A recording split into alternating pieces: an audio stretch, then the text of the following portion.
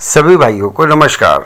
GST act के अंतर्गत वर्तमान में यह एक ज्वलंत समस्या है कि माल का सप्लायर माल सप्लाई करने के बाद एवं टैक्स वसूल करने के बाद या तो सप्लाई पर देय टैक्स जमा नहीं करता है या उस सप्लाई को रिटर्न में डिस्क्लोज नहीं करता है। इसका परिणाम यह होता है कि उस माल का खरीदार प्राप्तकर्ता द्वारा इनपुट टैक्स क्रेडिट लेने में कठिनाई का सामना करना पड़ता है। जीएसटी एक्ट के अंतर्गत इनपुट टैक्स क्रेडिट का लाभ लेने के लिए यह आवश्यक है कि सप्लायर द्वारा टैक्स का भुगतान सरकार को कर दिया गया हो। मेरे विचार से रिसिपेंट पर एक तरफा प्रतिबंध लगाना न्याय के हित में नहीं होता है। मेरे द्वारा इस वीडियो में यूपी वैट एक्ट के प्रावधानों का भी उल्लेख किया गया है। मेरे द्वारा सही स्थिति को समझने का प्रयास किया गया है जो आप सभी के विचार हेतु रख रहा हूं, तथा वीडियो के अंत में कंक्लूजन दिया गया है कि एवं सर्विस टैक्स से संबंधित कुछ न्याय निर्णयों का भी उल्लेख किया गया है। इन निर्णयों में प्रतिपादित सिद्धांत इस विषय पर बहुत लाभकारी होंगे। आशा है कि मेरे द्वारा किया गया प्रयास आपके लिए लाभकारी होगा। मेरा आपसे यह भी निवेदन है कि यदि मेरा यह वीडियो आपको पसंद आया हो तो इसे सब्सक्राइब अवश्य कर दें तथा इसे लाइक करने के बाद शेयर भी कर दें ताकि आपके लाइक एवं शेयर करने से हमें प्रोत्साहन मिलता रहे। यदि इसमें कोई गलती पाई जाती है या आपका कोई सुझाव हो तो उस सुझाव को 9012631620 या 9837652179 पर हमें अवश्य सूचित कर दें। अब हम जीएसटी एक्ट के अंतर्गत आईटीसी के प्रावधानों पर विचार करेंगे कि क्या रिसिपेंट द्वारा ऐसी स्थिति में आईटीसी का लाभ लिया जा सकता है जब सप्लायर द्वारा टैक्स का भुगतान ही न किया गया हो। जीएसटी एक्ट लागू होने से पहले यूपी वैट एक्ट की सेक्शन 13 सब सेक्शन 14 के अंतर्गत यह प्रावधान थे कि आईटीसी की पूरी धनराशि का दावा उस तारीख को किया जा सकता है जिस दिन उस डीलर द्वारा खरीद के संबंध में टैक्स इनवॉइस प्राप्त की गई हो, तथा यदि डीलर का स्वयं टैक्स जमा करने का दायित्व है तो उसके पास टैक्स जमा करने के संबंध में साक्ष्य उपलब्ध होना चाहिए। अतः इस संबंध में प्रत्येक व्यक्ति को जीएसटी एक्ट के प्रावधानों को एवं उसके प्रभाव को समझना अत्यंत आवश्यक है। अब हम 3 पहलुओं से विचार करेंगे। पहला पहलू सेक्शन 16(2) की क्लॉज सी के संबंध में है तथा दूसरा पहलू कंडीशंस एंड रेस्ट्रिक्शंस जब आईटीसी का दावा किया जा सकता है इस संबंध में है, तथा तीसरा पहलू इस संबंध में है कि जीएसटी एक्ट के अंतर्गत यह एक बेलेबल ऑफेंस है या नॉन बेलेबल ऑफेंस। अब हम प्रथम पहलू को लेते हैं। सेक्शन 16(1) के अनुसार सप्लायर द्वारा टैक्स इनवॉइस में चार्ज किए गए टैक्स की आईटीसी लेने का एवरी रजिस्टर्ड पर्सन को हक होगा तथा आईटीसी इलेक्ट्रॉनिक क्रेडिट लेजर में क्रेडिट की जाएगी। सेक्शन 16(2) तथा 16(4) के अनुसार आईटीसी लेने के लिए निम्न 4 प्राइमरी कंडीशंस हैं। नंबर 1, रिसिपेंट के पास गुड्स या सर्विस प्राप्ति के संबंध में टैक्स इनवॉइस होनी चाहिए। यह सर्विस की सप्लाई व्यापार के सामान्य क्रम में या व्यापार बढ़ाने के लिए होनी चाहिए। नंबर 3, गुड्स या सर्विस की वास्तव में सप्लाई की गई हो। नंबर 4, टैक्स इनवॉइस में चार्ज किए गए टैक्स का वास्तव में सरकार को भुगतान कर दिया गया हो तथा धारा 36 के अंतर्गत रिटर्न भी जमा कर दी गई हो। उपरोक्त शर्तों में से शर्त 1 से 3 तक रीजनेबल तथा जेन्युइन प्रतीत होती है, परंतु चौथी शर्त के द्वारा रिसिपेंट पर आईटीसी लेने के संबंध में अनरीजनेबल रेस्ट्रिक्शन प्रतीत होती है, क्योंकि रिसिपेंट द्वारा सप्लायर को चौथी शर्त पूरी करने के संबंध में विवश नहीं किया जा सकता। ज़्यादा से ज़्यादा रिसिपेंट द्वारा सप्लायर को भुगतान करने से मना किया जा सकता है, परंतु रिसिपेंट द्वारा सप्लायर को 180 दिन के अंतर्गत भुगतान करना ही पड़ेगा। अब हम दूसरे पहलू पर विचार करते हैं। दूसरे पहलू में उन कंडीशंस एंड सर्कमस्टांस पर विचार करना होगा जिन्हें पूरा करने पर आईटीसी का दावा किया जा सकता है। ऊपर हम सेक्शन 16 के प्रावधानों के संबंध में विचार कर चुके हैं। अब रूल 36 के द्वारा आईटीसी क्लेम करने के लिए कुछ डॉक्यूमेंट्स का वर्णन किया गया है। वो निम्न प्रकार से हैं।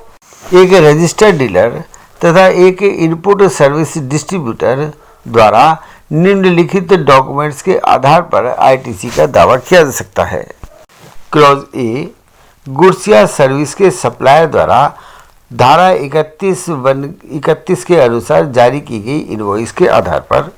क्लॉज बी, टैक्स जमा करने की शर्त के साथ साथ धारा 31(3)(f) के अनुसार जारी की गई इनवॉइस के आधार पर। क्लॉज सी, धारा 34 के अनुसार सप्लायर द्वारा जारी किए गए डेबिट नोट के आधार पर। क्लॉज डी, इंपोर्ट पर इंटीग्रेटेड टैक्स के असेसमेंट के लिए कस्टम एक्ट या रूल्स के अंतर्गत निर्धारित डॉक्यूमेंट के आधार पर। तथा क्लॉज ई, इनपुट सर्विस डिस्ट्रीब्यूटर द्वारा जारी इनवॉइस या इनपुट सर्विस डिस्ट्रीब्यूटर द्वारा जारी क्रेडिट नोट या इनपुट सर्विस डिस्ट्रीब्यूटर द्वारा रूल 54(1) के अंतर्गत जारी अन्य कोई डॉक्यूमेंट के आधार पर। इस प्रकार रूल 36 सब रूल 1 की क्लॉज बी के अंतर्गत पुनः यह राइडर लगा दिया गया कि subject to payment of tax. अब प्रश्न यह उठता है कि यदि सप्लायर द्वारा सरकार को टैक्स जमा नहीं किया जाता तो ऐसी स्थिति में रिसिपेंट क्या करेगी।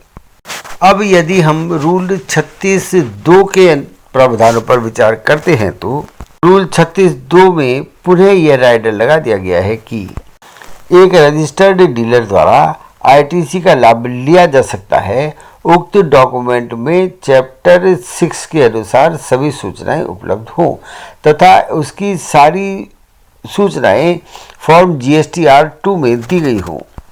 नोटिफिकेशन नंबर 39/2018 द्वारा रूल 36 में पुनः संशोधन किया गया तथा एक प्रोविजो जोड़ा गया।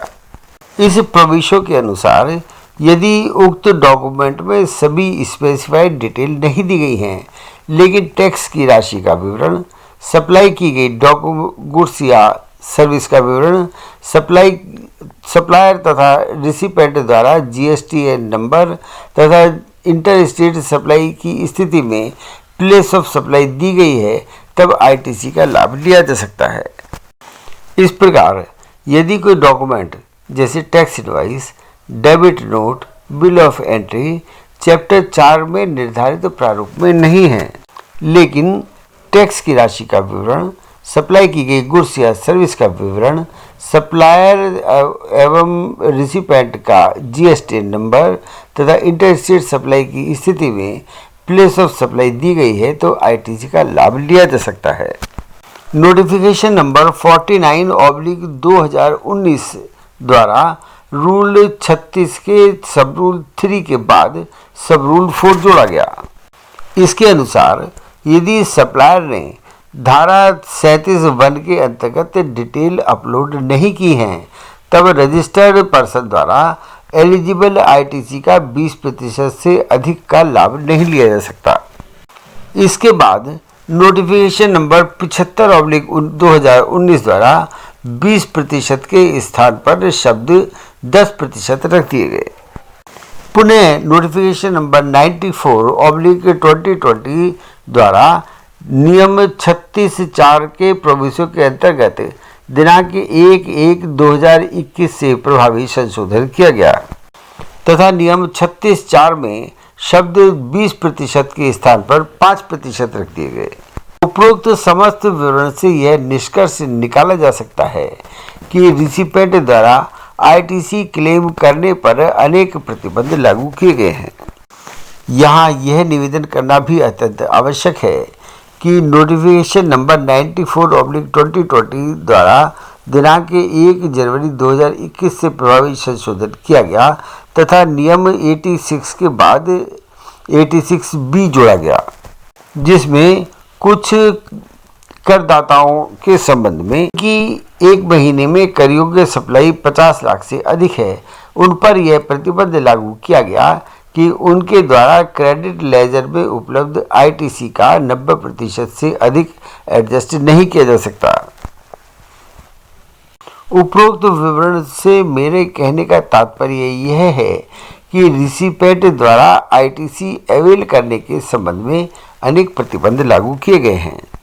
अब हम तीसरे पहलू पर विचार करते हैं। यदि सप्लायर द्वारा टैक्स इनवॉइस जारी कर दी जाती है तथा रिसिपेंट से टैक्स वसूल कर लिया जाता है, परंतु उसके द्वारा वसूला गया टैक्स सरकार को जमा नहीं किया जाता है, तो यह एक नॉन बेलेबल ऑफेंस होगा। उपरोक्त समस्त विवरण से यह निष्कर्ष निकलता है कि परचेजर या रिसिपेंट को आईटीसी क्लेम करने से वंचित नहीं किया जा सकता तथा परचेजर रिसिपेंट पर ऐसा प्रतिबंध भी लागू नहीं होना चाहिए जो उसके क्षेत्राधिकार से बाहर हो, अर्थात जो कार्य करना उसके लिए संभव ही न हो, क्योंकि रिसिपेंट द्वारा जब टैक्स इनवॉइस एवं माल की डिलीवरी प्राप्त कर ली जाती है, तब एक बार टैक्स का भुगतान कर दिया है तो उसका दायित्व समाप्त हो जाता है। परचेजर का दायित्व केवल इतना रहता है कि वह सप्लायर को 180 दिन के अंदर माल के मूल्य का भुगतान करे।